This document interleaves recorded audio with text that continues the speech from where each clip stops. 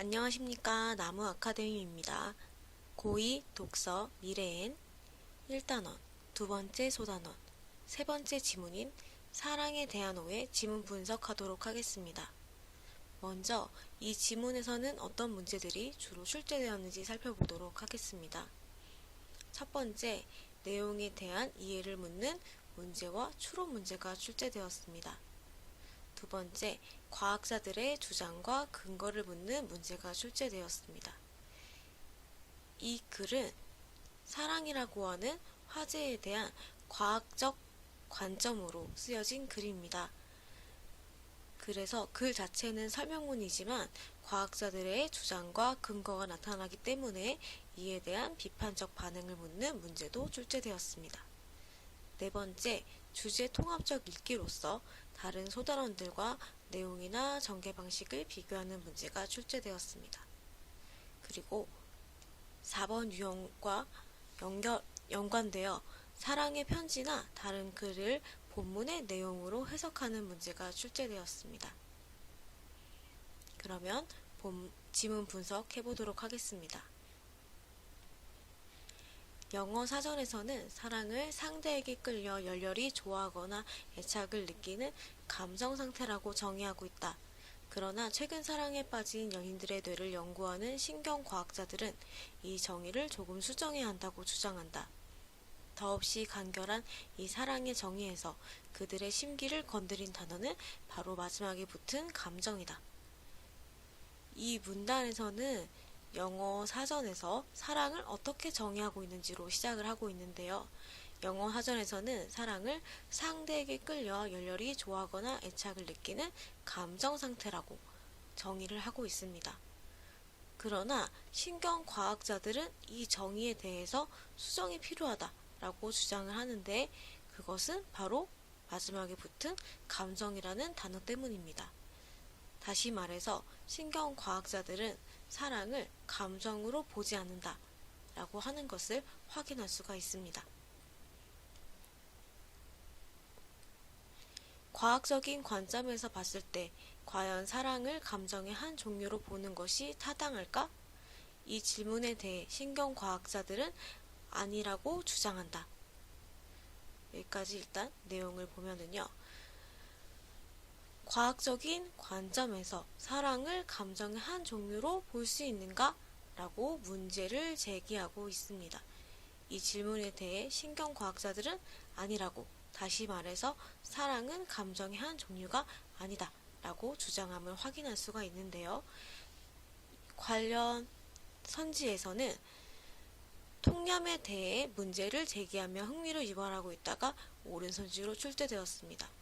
사랑이 감정의 한 종류다 라고 하는 것을 우리가 통념이라고 할 수가 있는데 이 통념에 대한 문제를 제기하면서 독자들의 흥미를 유발하고 있고요. 그 다음에 신경과학자들이 사랑을 감정으로 바라보는 관점에 동의하지 않음을 알 수 있다가 옳은 선지로 출제되었습니다. 신경과학자들은 사랑이 감정이 아니다 라고 주장하고 있음을 우리가 본문의 내용을 통해 확인할 수 있었습니다. 비슷한 유형의 문제 선지로는 신경과학에서는 사랑을 감정의 한 종류로 여기지 않는다가 역시 옳은 선지로 출제되었습니다. 그렇게 생각하는 이유는 뒤에 나오겠지만 사랑은 다른 감정과 달리 행동을 수반하며 표정으로 나타내 보이기 어렵고 감정이 아닌 욕구나 동기를 관장하는 영역에서 처리되며 보상 중추 영역에서 신경절단 물질이 활발히 분비되기 때문입니다. 이어서 보면 신경과학자들은 우리가 흔히 사용하는 사랑이란 감정이라는 일상적인 표현에 의문을 제기한다. 그러면서 사랑이 만약 감정이라면 사랑을 표정으로 나타내 보라고 주문한다. 신경과학자들은 우리가 사랑이란 감정이라고 이렇게 일상적으로 표현하는 것에 대해서 의문을 제기하고 있습니다. 네, 이와 관련하여 일반인들은 사랑을 감정이라고 여기는 반면에 신경과학자들은 사랑을 감정이라고 여기지 않는다가 옳은 선지로 출제되었습니다. 신경과학자들이 사랑이 감정의 한 종류가 아니라고 주장하는 이유는 감정은 표정과 연관되기 때문인데요. 그러면서 사랑이 만약 감정이라면 사랑을 표정으로 나타내보라. 다시 말해서 사랑은 표정으로 나타낼 수가 없다. 라고 하는 것이 바로 신경과학자들의 주장입니다. 이와 관련한 선지는 감정이 표정과 관련된 것임을 짐작할 수 있다. 라고 하는 선지인데 이 선지의 내용은 옳은 것이고요. 그 다음에 감정은 표정으로 드러내 보일 수 있다는 내용을 전제로 한 진술이다가 옳은 선지로 출제되었습니다. 정리하면 감정은 표정으로 드러내 보일 수 있는 것인데 사랑이라고 하는 것은 표정으로 나타낼 수 없으므로 감정이 아니다 라고 하는 것이 바로 신경과학자들의 관점이라고 할 수 있겠습니다. 이어서 내용 보도록 하겠습니다. 우리는 기쁘고 슬프고 분노하고 즐거운 감정을 얼마든지 표정으로 표현할 수 있으며 남의 표정을 보고 상대방의 그런 감정 상태를 읽을 수도 있다. 설령 미국 사람을 한 번도 본 적이 없는 어린아이라 하더라도 찡그리는 미국인의 표정을 보고 그가 화가 났다거나 슬프다는 감정을 읽을 수 있다. 이 내용은요, 사람은 표정을 보고 감정 상태를 읽을 수 있다 라고 하는 것인데요. 이렇듯 인간은 자신의 원초적인 감정을 표정이나 몸동작으로 나타내고 그것을 읽어낼 수 있는 능력을 갖추고 있지만 공교롭게도 사랑에 대응되는 표정은 존재하지 않는다 라고 하고 있습니다. 앞의 내용과 이어서 볼 때 사랑을 대응하는 표정은 존재하지 않기 때문에 신경과학자들은 사랑이 감정이 아니다 라고 주장을 하고 있습니다. 이와 관련하여 대부분의 감정은 표정을 통해 드러나지만 사랑은 그렇지 못하기 때문에 감정으로 보기 어렵다가 옳은 선지로 출제되었습니다. 아무도 사랑에 빠진 표정을 명확히 지울 수 없다. 우리는 친구나 동생에게 연인이 생기면 그 사실을 다양한 행동을 보고 알아차릴 수 있지만 표정을 보고 읽어낼 수는 없다. 이 문단에서는 사랑이 감정이 아닌 이유로 사랑을 표정으로 나타낼 수 없다 라고 하는 첫 번째 근거를 제시하고 있습니다. 사랑은 반드시 행동을 동반한다는 점에서도 여느 감정과 구별된다. 사랑이 감정이 아닌 두 번째 이유가 제시되고 있는데요. 바로 그것은 사랑은 반드시 행동을 동반한다 라고 하는 것입니다. 우리는 슬프거나 기쁜 감정 상태가 행동으로 표출되지 않고 마음에 간직된다고 해서 감정의 존재 자체를 부정하진 않지만 사랑은 다르다. 여기까지의 내용을 보면은 사랑이 감정이 아닌 이유는 반드시 행동을 동반하기 때문이다. 가 옳은 선지로 출제된 바에서 알 수 있듯이 신경과학자들은 사랑이 감정이 아닌 이유로 행동을 동반하기 때문이라는 근거를 제시하고 있습니다. 신경과학자들은 사랑은 반드시 행동을 동반하기 때문에 감정이 아니라고 주장을 하고 있습니다. 이와 또 관련한 선지로는 사랑은 반드시 행동을 동반한다는 점에서 여느 감정과 구별된다 라는 선지입니다. 이 선지 역시 옳은 선지로 출제되었습니다. 신경과학자들은 슬프거나 기쁜 감정 상태가 행동으로 표출되지 않고 마음에 간직된다고 해서 감정의 존재 자체를 부정하진 않습니다. 다시 말해서 감정이라고 하는 것은 꼭 행동을 동반하지 않는다. 행동을 동반하지 않는 경우가 있다. 라고 이해를 하는데 반면에 사랑은 그렇지 않다. 라고 하는 것이 바로 신경과학자들의 주장입니다. 신경과학자들은 사랑은 감정과 구별되며 반드시 행동을 동반한다 라고 이야기를 하고 있습니다. 이와 관련하여 사랑이라는 감정의 존재를 부정하는 뜻을 함축하고 있다가 틀린 선지로 제시되어 있는데 이것은 사랑이라는 감정이 없다 라고 하는 것이 아니라 사랑은 감정이 아니다 라고 하는 주장이 담겨 있기 때문입니다. 사랑이라는 상태는 사랑하는 상대방에게 모든 것을 집중시키며 그와 함께하고 그를 얻기 위해 할 수 있는 모든 행동을 수행하도록 만든다. 윗글에서 알 수 있는 내용을 묻는 문제에서 사람들은 사랑을 하게 되면 반드시 그에 대응하는 행동을 한다가 오른손지로 출제되었습니다. 일련의 행동에는 뚜렷한 목적이 존재하는 것이다. 그런 점에서 사랑은 감정이라기보다는 욕구나 동기에 가깝다.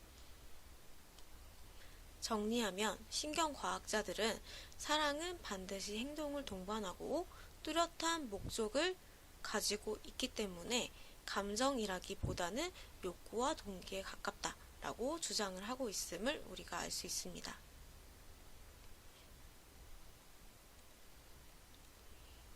결정적으로 사랑하는 사람의 내 활동 사진을 찍어보면 사랑은 우리 뇌 안에서 감정을 관장하는 영역에서 처리되지 않고 욕구나 동기를 관장하는 영역에서 처리된다. 사랑이 감정이 아닌 이유 세 번째 이유가 나오고 있는데 그것은 바로 사랑하는 사람의 뇌 활동 사진, 다시 말해서 MRI를 찍어 보았을 때 이 사랑은 감정을 관장하는 영역이 아니라 욕구나 동기를 관장하는 영역에서 처리되기 때문이다 라고 이야기하고 있습니다. 사랑을 연구하는 신경과학자들은 다른 심리상태와 마찬가지로 사랑이라는 욕망도 뇌에 있는 특정한 화학물질과 신경회로 때문에 생겨나는 보편적인 마음 상태라고 믿는다. 사랑하는 연인들을 자기 공명 영상기 MRI 안에 집어넣고 그들의 뇌를 찍은 최초의 연구자 헬렌 피셔는 사랑에 빠진 수십 명의 연인들에게 상대방의 사진을 보여주며 내가 어떻게 반응하는지, 어디로 피가 몰리고 에너지가 활발히 소모되는지 관찰했다. 다시 위로 올라가 보면은요. 사랑을 연구하는 신경과학자들은 사랑을 욕망이라는 심리상태로 보고 있음을 우리가 알 수 있습니다. 그래서 이 사랑이라고 하는 것은 뇌에 있는 특정한 화학물질과 신경회로 때문에 생겨나는 마음 상태다 라고 이야기를 하고 있는데요. 헬렌 피셔의 연구를 보면은 그 사랑하는 연인들을 자기 공명 영상기 MRI에 집어넣고 그들의 뇌를 찍어 보았을 때 어떤 반응이 있었는지 그 내용을 보면은요. 놀랍게도 사랑에 빠진 연인들은 마치 마약에 빠진 사람처럼 보상 중추라는 영역에서 활발한 반응을 보였다. 라고 서술하고 있습니다.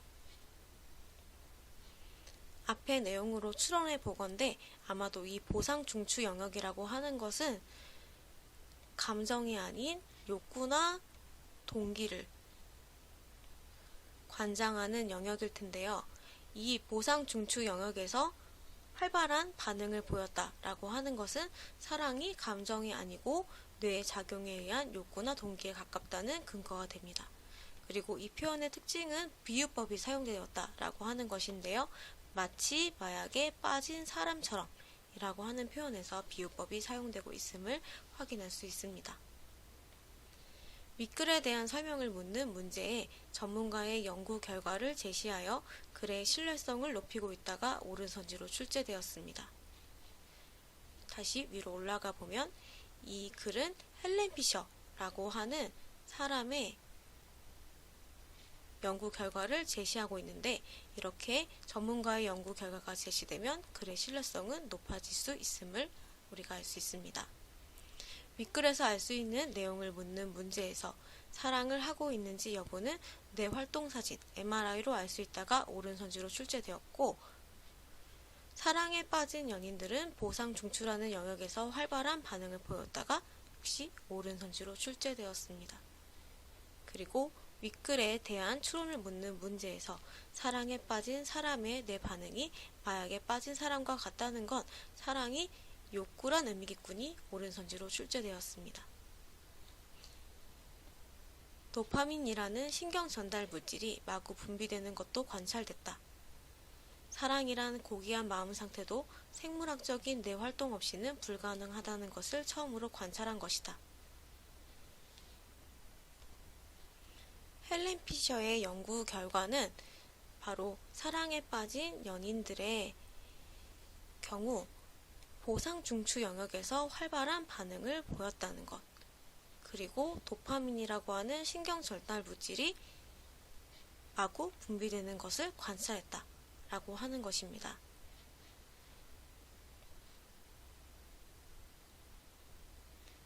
네, 계속해서 사랑은 감정이 아니라 뇌의 작용에 의한 욕구나 동기에 가깝다 라고 계속 주장을 하고 있는 신경과학자들의 의견을 제시하고 있습니다. 도파민과 함께 노르에피네프린이라는 신경 전달 물질의 분비도 늘어난다. 이 화학 물질이 체내에서 늘어나면 사람은 혈기왕성해진 신체, 신경과민, 불면, 식욕 상실, 떨림, 두근거리는 가슴, 가빠지는 호흡, 고민과 두려움을 경험하게 된다. 도파민과 노르에피네프린과 같은 신경 전달 물질이 분비되었을 때 일어나는 변화에 대해서 설명을 하고 있습니다. 그래서 내용을 더 보면은 사람이 사랑에 빠지면 도파민의 분비가 증가하여 식욕 상실을 겪게 되겠군. 사랑하는 사람들의 비정상 행동 중 상당 부분은 신경 전달 물질의 영향으로 인한 것이겠거니 옳은 선지로 출제되었음을 확인할 수가 있습니다. 이 뒤에 문단과 이어서 보면은 더 확실해질 텐데요. 놀랍게도 이 모든 증세는 우리가 사랑에 빠졌을 때 흔히 관찰되는 증세가 아니던가. 이 문단에서는 사랑에 의한 인체의 생물학적인 변화를 제시하고 있습니다. 인간이 느끼고 생각하고 말하고 기억하고 의식하는 모든 행동은 생물학적인 뇌를 통해 설명할 수 있으며 인간의 모든 사고와 행동은 뇌의 작용에 의해 일어남을 설명하고 있습니다. 낭만적 사랑 또한 1.3kg에 지나지 않는 이 단백질 덩어리에서 벗어날 수 없다는 얘기다. 여기에 나오는 1.4kg에 지나지 않은 이 단백질 덩어리를 본문에 찾으면 바로 한 글자인 뇌가 되겠죠. 자, 그래서 이 내용에서는 사랑의 과정 역시 뇌에서 이루어짐을 설명하고 있습니다. 이와 관련하여 신경과학자들은 낭만적 사랑을 생물학적인 뇌의 활동을 통해 설명할 수 있다고 생각한다가 옳은 선지로 출제되었음을 확인할 수 있습니다. 물론 사랑이 특정한 신경 전달 물질과 신경회로의 작동을 반드시 동반한다고 해서 그것으로 사랑을 완벽히 설명할 수 있다고 믿는 과학자는 그리 많지 않다. 과학자들 중에도 신경 전달 물질과 신경회로 작동으로 사랑을 완벽히 설명할 수 있다고 믿는 과학자는 많지 않다라고 하는 내용입니다. 사랑하는 동안 과도하게 분비되는 도파민이나 세로토닌, 노르에피네프린과 같은 신경 전달 물질이 사랑의 원인인지 결과물인지 혹은 그저 부산물인지는 아직 아무도 모른다. 이 내용은 무엇이냐면 사랑과 신경 전달 물질이 상관 있는 것은 연구 결과를 통해서 밝혀졌는데 아직까지 신경 전달 물질이 사랑의 원인인지 결과물인지 아니면 부산물인지는 아무도 알 수가 없다 라고 하는 내용입니다.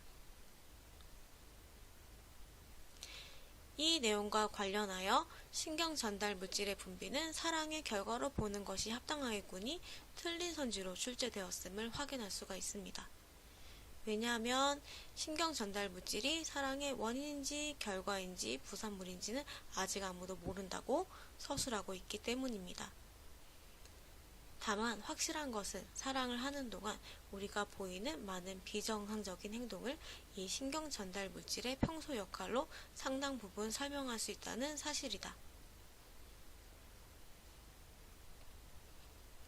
사랑과 신경 전달 물질의 선후 관계는 아직 모르지만 우리가 사랑하는 동안에 보이는 많은 행동들이 바로 이 신경 전달 물질의 평소 역할과 관련이 있다. 이런 사랑의 행동들을 신경 전달 물질의 평소 역할로 설명할 수 있다는 사실이다. 라고 하면서 이 글을 마치고 있습니다.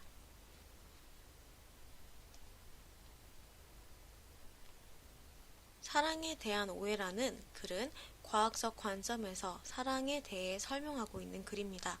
이 글에서는 우리가 어떤 내용을 중심적으로 알아봐야 되는지 그 내용을 살펴보도록 하겠습니다. 이 글의 갈래는 설명문입니다. 그리고 성격은 설명적이며 체계적인 특성을 가지고 있습니다. 체계적이다 라고 하는 것은 이 두 번째 특징과 관련되어 있는데 과학자들의 주장을 뒷받침하는 과학적 사례를 제시하여 설득력을 높이고 있기 때문입니다. 뇌에서 일어나는 사랑의 감정에 대해 이야기하면서 사랑이 감정이라기보다는 욕구나 동기에 가깝다 라고 이야기하고 있습니다. 이 글은 앞서 말씀드렸듯이 과학적 관점에서 사랑에 대해 설명한 글로 전문가의 견해를 예로 들어 글의 신뢰성을 높이고 있습니다. 이 글은 처음, 중간, 끝으로 구성이 되어 있는데 사랑의 사전적 정의에 관한 신경과학자들의 의문을 처음에 제시하고 있습니다. 사랑은 감정이다 라고 하는 일반적인 통념의 반문을 제시하는 신경과학자들의 의문을 제시하면서 사랑이 감정이 아니라는 주장과 그 근거를 내세우고 있습니다. 마지막으로는 끝부분에서 사랑에 대한 과학적 연구의 현 상황과 시사점을 이야기하며 이야기를 마치고 있습니다. 그러면 신경과학자들이 어떤 것을 주장하고 또 그것에 대한 근거는 무엇인지 살펴보도록 하겠습니다. 과학자들의 사랑에 대한 정의와 그 근거를 살펴보겠습니다. 신경과학자들은 사랑은 감정이 아니다 라고 주장을 합니다. 그 근거로는 크게 세 가지를 들고 있는데 첫 번째, 사랑은 표정으로 나타낼 수 없고 사랑은 행동을 동반하며 사랑은 신경의 욕구와 동기를 관장하는 영역에서 나타나기 때문입니다. 우리가 살펴보는 이 단어는 대단원이 독서의 본질이라는 제목으로 되어 있고 그 다음에 두 번째 소단원이 주제 통합적 읽기로 되어 있는데요. 그 안에 사랑을 바라보는 세 가지 시선으로서 사랑의 편지, 사랑의 역사, 사랑에 대한 오해가 있습니다. 이 세 개의 단어는 사랑이라고 하는 공통된 화제를 다루면서도 각기 다른 관점에서 그 내용을 살펴보고 있는데 그 관점을 한번 비교해 보도록 하겠습니다. 사랑의 편지는 문학적 관점의 글입니다. 그리고 사랑의 역사는 사회학적 관점의 글입니다. 마지막으로 사랑에 대한 오해는 과학적 관점의 글입니다. 사랑이라고 하는 공통의 제재에 대해서 다루면서도 각각의 관점에 따라 설명을 하고 있습니다. 그렇기 때문에 각기 글이 어떠한 내용들을 담고 있는지 알고 있어야 하겠습니다. 그러면 사랑에 대한 오해 이 단원에서 어떤 문제들이 주로 출제되었는지 살펴보도록 하겠습니다. 단원의 제목인 주제 통합적 읽기와 관련하여 이 단원에 속한 세 지문, 사랑의 편지, 사랑의 역사, 사랑에 대한 오해를 묶어 제시하여 그 전개 방식이나 내용을 비교하는 문제들이 주로 출제되었습니다. 그리고 보기로 사랑의 편지의 일부분 또는 다른 문학 작품이나 글을 제시하고 본문과 보기를 통해 의미를 해석하는 문제도 빈출되었습니다. 처음 보는 글이 보기로 나오더라도 본문의 내용만 정확히 알고 있다면 어렵지 않게 풀 수 있는 문제들이 대다수입니다. 그러므로 본문 이해에 중점을 두고 학습을 해야겠습니다. 먼저 11번 문제 풀어보도록 하겠습니다. 가 나에 대한 설명으로 적절하지 않은 것은? 이라고 하는 문제인데요. 가 지문은 사랑의 역사이고요. 나 지문은 사랑에 대한 오해입니다. 이 두 지문에 대한 설명으로 적절하지 않은 것을 찾는 문제입니다. 잠시 강의를 멈춰두고 문제를 풀어보도록 하세요.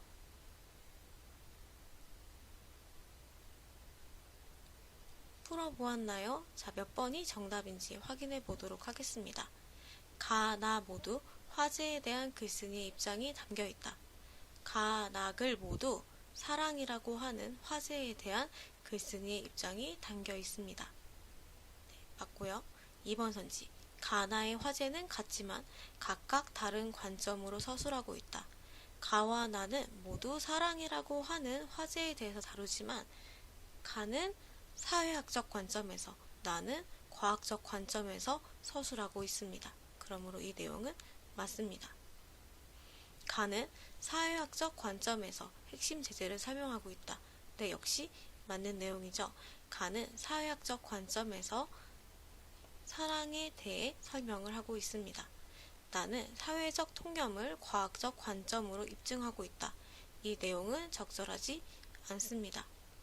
왜냐하면 앞에 본문에서 볼 수 있듯이 이 글은 우리가 보통 사랑은 감정이다 라고 하는 통념에 대해 반문하고 있는 글이기 때문입니다.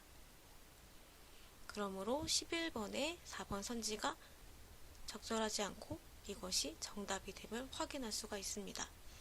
나는 주장에 대한 학술적 근거를 구체적으로 밝히고 있다.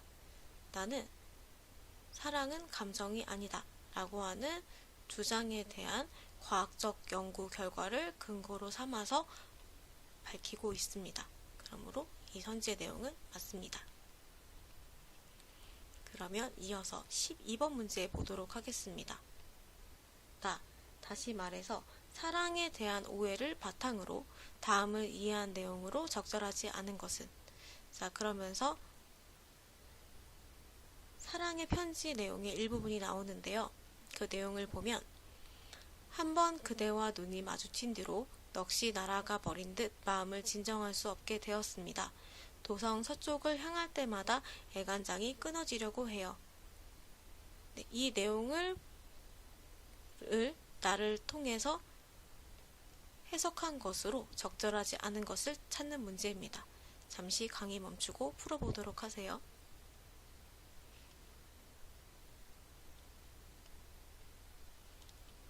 사랑의 편지 단원을 학습한 친구라면 알겠지만 이 단원에서는 운영과 김진사의 낭만적 사랑을 이야기하고 있습니다. 운영과 김진사는 운영이 궁녀라는 신분적인 한계에 부딪혀 있고요. 그러면서 서로 사랑하고 그리워하고 있습니다. 이 내용을 생각하면서 선지를 풀어보도록 하겠습니다.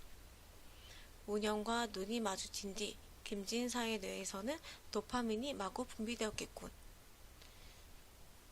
김진사는 운영을 보고 사랑에 빠졌기 때문에 도파민이라고 하는 신경 전달 물질이 분비가 늘어날 것이다 라고 하는 것을 우리가 짐작할 수 있겠습니다. 운영과 처음 만났을 때 김진사의 보상 중추 영역에 활발한 변화가 있었겠군. 네, 이 내용은 살펴보면은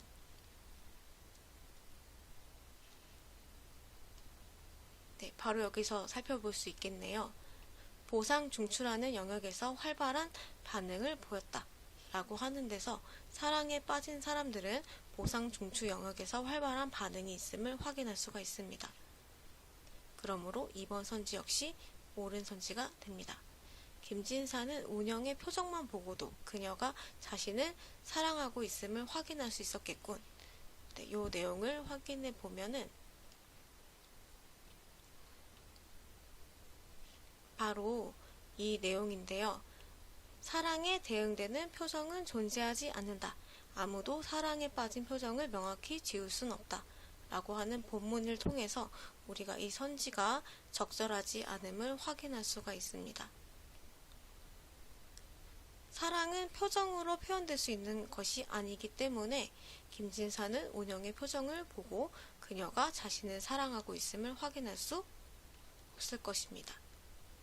김진사는 운영과 함께하고 운영을 얻기 위해 할 수 있는 모든 행동을 수행하려 들겠군. 이 내용은 어떤 것과 관련이 있냐면 네, 바로 이 부분입니다. 사랑이라는 상태는 사랑하는 상대방에게 모든 것을 집중시키며 그와 함께하고 그를 얻기 위해 할 수 있는 모든 행동을 수행하도록 만든다. 이 부분을 통해서 해당 선지가 옳음을 우리가 확인할 수 있습니다. 김진사가 마음을 진정하지 못한 것은 뇌에서 분비되는 특정한 화학물질로 인해 생겨난 현상이겠군. 역시 위의 내용을 보면은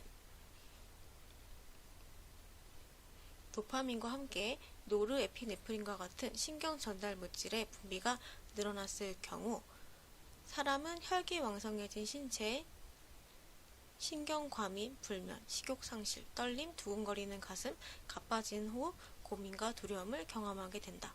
라고 서술하고 있습니다. 따라서 김진사가 마음을 진정하지 못한 것은 특정한 화학물질로 인해 생겨난 현상이겠군 이라고 우리가 추측할 수 있겠습니다. 서술형 문제 한 문제 풀어보도록 하겠습니다. 사랑에 대한 신경과학자들의 주장과 주장에 대한 근거 세 가지를 조건에 맞게 서술하시오 라는 문제인데, 그 조건은 윗글에 있는 단어를 활용하고 주장과 근거 모두 사랑은을 주어로 하여 완성된 문장으로 서술하시오 라고 하는 것입니다. 우리가 반복해서 봤듯이 이 글의 주장은 사랑은 감정이 아니다 라고 하는 것이고요. 그에 대한 근거로는 첫 번째, 사랑은 표정으로 나타낼 수 없다. 두 번째, 사랑은 행동을 동반한다. 세 번째, 사랑은 신경의 욕구나 동기를 관장하는 영역에서 나타난다. 라고 하는 것입니다. 이 글의 핵심 내용이 바로 이러한 신경과학자들의 주장과 근거이기 때문에 꼭 기억해 두어야겠습니다. 지금까지 사랑에 대한 오해 단원의 내용을 살펴보았습니다. 이 모든 자료는 나무 아카데미 홈페이지에서 이용하실 수 있습니다. 감사합니다.